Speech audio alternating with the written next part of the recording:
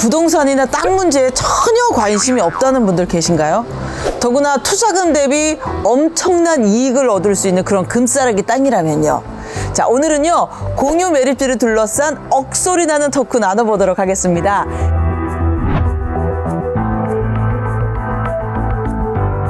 KMI 한국해양수산개발원 윤성순 박사님 모시고 이야기 나눠보도록 하겠습니다. 안녕하세요. 네, 안녕하세요. 네, 안녕하세요. 예, 예. 사실 저뿐만 아니라 부동산에 관심이 있는 분들 정말 많으시죠. 근데 이 단어는 굉장히 생소하네요. 이게 공유, 수면, 매립지, 이게 무슨 말인가요? 예, 한마디로 말씀드리자면 공유 수면을 매립한 땅을 공유 수면 매립지라고 하는 것이고요. 네. 이 공유 수면이라고 하는 것은 흔히 말해서 바다라고 생각하시면 될 것 같고요. 바다. 예. 네. 그런데 공유 수면을 매립하는 것은 이게 법에서도 얘기하고 있는 것처럼 네네. 공유 수면을 흙이나 자갈, 모래로와 같은 이런 인위적인 물질을 가지고 매립을 해서 토지를 조성하는 것이 공유수면 매립인 것이고요. 그에 따라서 만들어지는 토지가 네. 공유수면 매립지라는 것입니다. 바다를 채워서 메꿔서 땅으로 만든.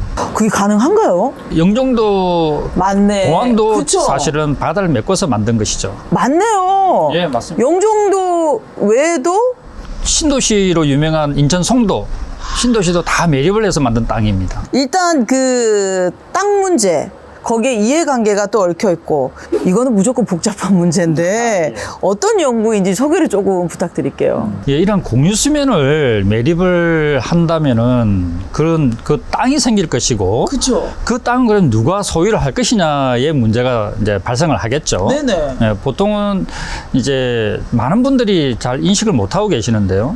그거를 누군가가 메꾼 사람이 네. 그 땅을 소유하게 되는 것입니다. 현행 법에서 보면 그 바다를 메꿀 수 있는 사람은 국가나 지자체뿐만이 아니고 네. 개인도 이거 매립을 할 수가 있도록 되어 있고요. 그 매립을 했다면은 그 땅을 소유할 수도 있다는 얘기가 되는 것이죠. 네네. 매립을 한다고 하면 그 매립지는 그렇죠. 내게 되는 겁니까? 그렇죠. 그렇죠. 어허. 어느 특정인이 매립을 해서 그걸 땅을 소유를 하게 된다고 네. 하면 그 공유 수면이 사유화돼 버리는 것이죠. 개인의 그렇죠? 소유가 돼 버리는 거예요. 네네. 그러니까 이것이 좀 문제가 있지 않는가. 네네. 또 하나는 그러다 보니까 이런 개인들이 네. 과도하게 자꾸 매립을 하려고 해요. 무분별하게 또 할 수도 그렇죠. 있고. 왜냐하면 네. 거기에서 이익이 생기니까. 네네. 예, 그래서 이런 부분들을 좀 근본적으로 좀 해결할 수 있는 방법이 없을까 고민을 하다 보니까 이제 매립을 하고 나면, 즉 네네. 매립을 할 때는 어떤 이용의 목적이 있겠죠. 네.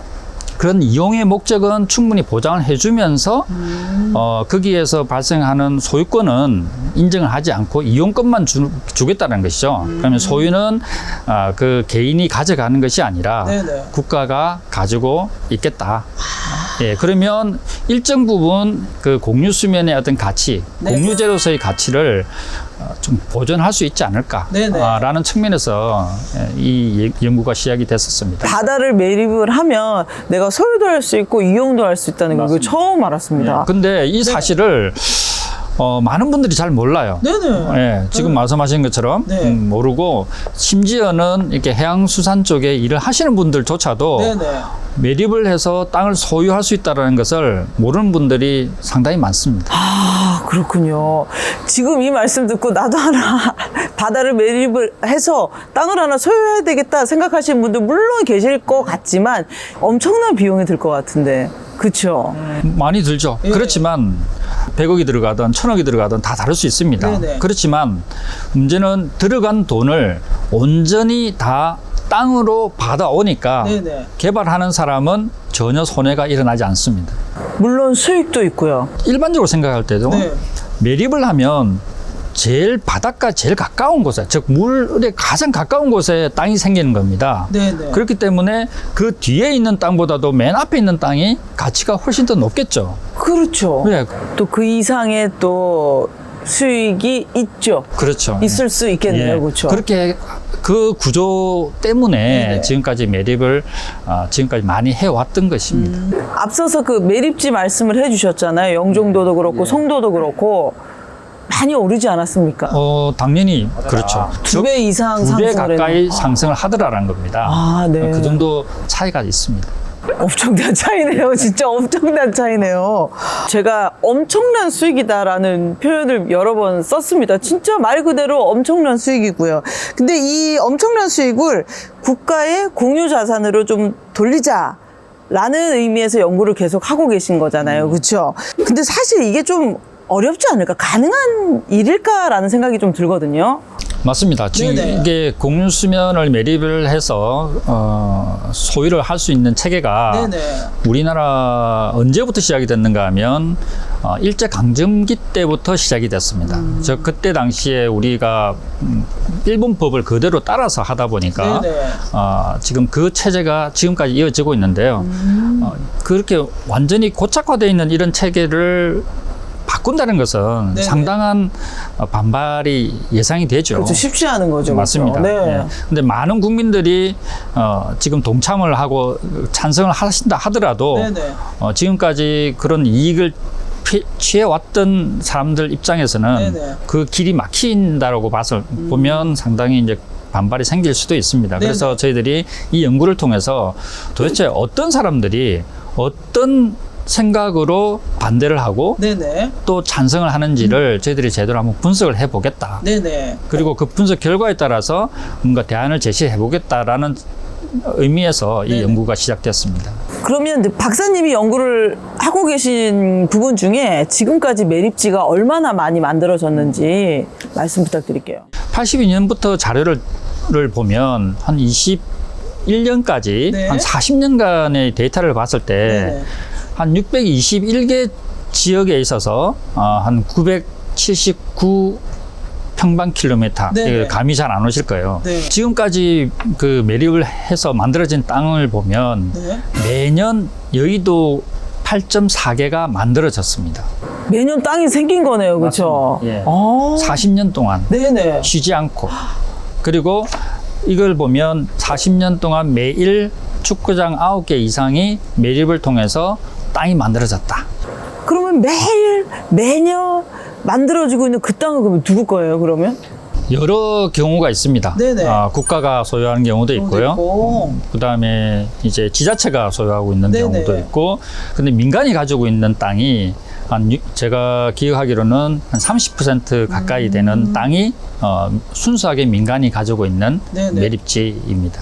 나라의 입장에서 보면 공유 매립지를 그 개발자 개인이 독차지하는 것보다 소유권을 분리해서 국가가 가지게 되면 나라에는 또 큰 이득이지 않을까라는 생각도 드네요. 공유수면을 매립을 하도록 해주는 것은 국가가 땅을 소유를 하면서 이익을 챙기기 위함이 아니고요. 아니고. 국가 지역 경제 발전에 이바지할 수 있도록 여건을 만들어 주되. 네네.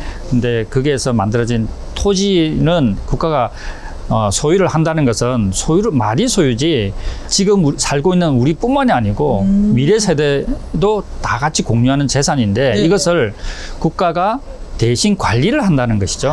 굉장히 민감한 이야기일 것 같아요. 저희들이 국민들 인식 조사를 해봤습니다. 네네. 응답자의 한 69% 정도가 네. 공유수면을 매립을 해서 생기는 토지를 개인이 가지면 안 된다. 또 매립을 해서 네. 생기는 땅을 개인이 소유해야 된다는 것을 찬성하시는 분들은 네. 10명 중에 한 분 정도밖에 없습니다. 10%. 그분들이 혹시 그 매립지 개발하시는 분들 아닐까요? 그럴 수도 있죠. 그죠, 네. 맞습니다. 예. 박사님께서 연구를 쭉 해 오시고 계시니까 이 복잡한 문제가 원만히 잘 또 해결이 될 수 있겠죠? 개인이 가지고 있는 재산을 뺏는 것이 아니고요. 네. 매립을 해서 생기는 땅을 소유하는 그 절차를 없앰으로 인해서 그러니까 소유를 하지 않도록 하는 것이죠. 즉 재산권이 형성되기 전 단계에서 네. 제도를 바꾸는 것이 되겠습니다. 단지 그 토지를 소유하지만 않으면 네. 그 사람들이 개발자에게 그 이용권을 보장을 해주고 최우선적으로 그 기간이나 좀 권리를 네네. 보장을 해주면 되지 않을까 지금 생각을 하고 있습니다. 네네. 그리고 또 하나는 보통의 개발자들이 생각하는 그 개발 방식이 보면 토지를 소유하고 있는 토지를 담보로 해서 사업비를 조달하는 경우들이 많죠. 그래서 이용권을 담보로 할 수 있도록 네네. 해주면 해결되지 않을까 그런 생각이 들고요. 그러면 매립지의 소유권을 바꾸기 위해서는 어떤 노력들이 필요할까요? 무엇보다 중요한 것은 국민들의 지지죠. 네, 모든 정책들이 국민 지지에서부터 시작이 되고 네네. 공유수면법을 저희들이 지금 바꾸려고 지금 고민을 하고 있고요. 네. 그다음에 말씀드렸던 것처럼 공유수면법 말고도 네네. 매립을 할 수 있는 몇 가지 법들이 있는데요. 네네. 그런 이런 연계되어 있는 이런 법률들도 저희들이 지금 개정을 지금 고민을 하고 있습니다. 그래서 좀 관심을 많이 가져주시고 네네. 그리고 이러한 정책을 추진한 과정에서 많은 어떤 지지를 보탬으로 내서 좀 잘 진행될 수 있도록 응원해 주시기를 바랍니다. 이럴 때 보면요, 삼면이 바다로 둘러싸여 있다는 게 얼마나 큰 자산인지 모르겠습니다. 앞으로 공유 수면 매립지를 더 잘 가꾸고 개발해서 환경 훼손은 최소화하고 나라 살림에 큰 보탬이 될 수 있도록 우리의 연구는 계속됩니다.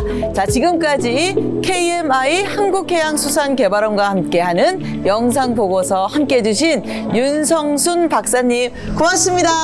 네, 수고하셨습니다.